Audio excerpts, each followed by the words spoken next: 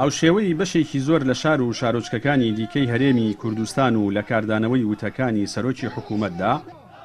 بەشێکی زۆری مامۆستایان و پزیشکان و تەندروستکاران و ئەندازیاران و فەرمانبەرانی قەزای چەمچەماڵ و ناحیەکانی دەوروبەری خۆپشاندانێکیان ڕێخست و بۆ ماوەیەک ڕێگای سەرەکی سلێمانی کەرکووکیان داخست. ئێمە ئەمڕۆ کە هاتوین وەڵامی ئەو لێدوانە نابەجێ و نابەرپرسانەی سەرۆکی حکوومەت بدەینەوە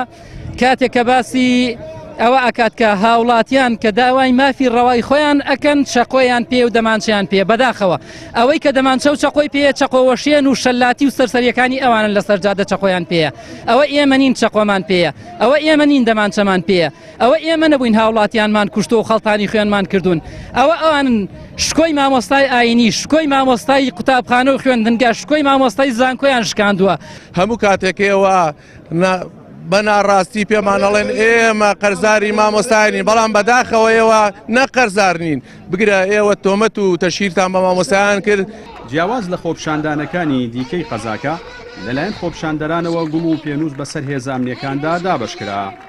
بەشێکی تر لە خۆپشاندەران ئاماژیان بەوە کرد پێویستە لەسەر هێزانامنیەکان گیانی خۆپشاندەران بپارێزن. بەو پێی داواکاری خۆپشاندەران هەمان داواکاری هێزە ئەمنیەکانی هەرێمی کوردستانە. ئەمی من لەم خۆپشاندانەی ئەمڕۆ لەم داواکاریی مافەڕەوایی مامۆستا کە ئەمڕۆ فەرمانبەری تەندروستی یەکەم شت بۆ هێزە ئەمنیەکان برای ئێمن من دوان لەو کارمەندانە برامە هەر برامە برای دایک و باوکیمە. پەیامی من ئەوەیە دەستیان ماچەکەم ئێمە داوای مافی ئەوان شەکەی نەک تەنهایی خۆمان و ئێمەش کە سوکاری ئەوانین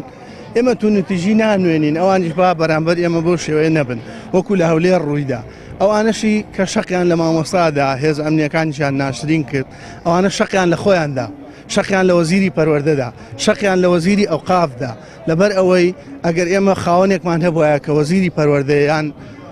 شوێنێکە کە وەزارەتی پەروەردەی ئێمە بە حساب سەر بۆ شوێنین ئەوە داکۆکی لە مافی ئێمە بکە. ئێمە کۆندازارندا و لە هەموو ئەندازارانی هەموو کوردستان دەکەین کەوا بێنە سەر شەقام پاڵپشتی مامۆستایان و فەرمانبەران بن و بۆ داواکردنی مافەڕەوەکانی خۆیان. ئەگەر ئەوان ئەتوانن بە ئاڵای کوردستانەوە بچن بۆ کەرکووک شەقڵ نەدەن لە مامۆستا ئەگەر ئەوان ئەتوانن شەقڵدەن لە داعش و هەشتی شعبی شەقڵ نەدەن لە مامۆستا ئەگەر ئەوان خۆیان بە پیاو ئەزانن بە سەیارەی جامڕۆشەوە بچن بۆ کەرکووک ئەگەر ئەوان پیاون بە ئاڵای کوردستانەوە بچن بۆ کەرکووک شەقڵ نەدەن لە مامۆستا. ماوەی چەند ڕۆژێکە شەپۆلێکی ناڕەزایەتی هاوڵاتیانی هەرێم بەشێکی زۆری شار و شارۆچکەکانی هەرێمی کوردستانی گرتووەتەوە و خۆپشاندەرانی سووربوونی خۆیان لەسەر ئەنجامدانی خۆپشاندان و ناڕەزایەتیەکانیان دووپات دەکەنەوە تا ئەو کاتی پاشەکەوتی سەرموچەکانیان بە یەکجاری لا دەبرێت و شکۆ بۆ مامۆستایان و فەرمانبەران دەگەڕێتەوە. جەلال جەباری کەناڵی ئاسمانی پەیام چەمچەماڵ.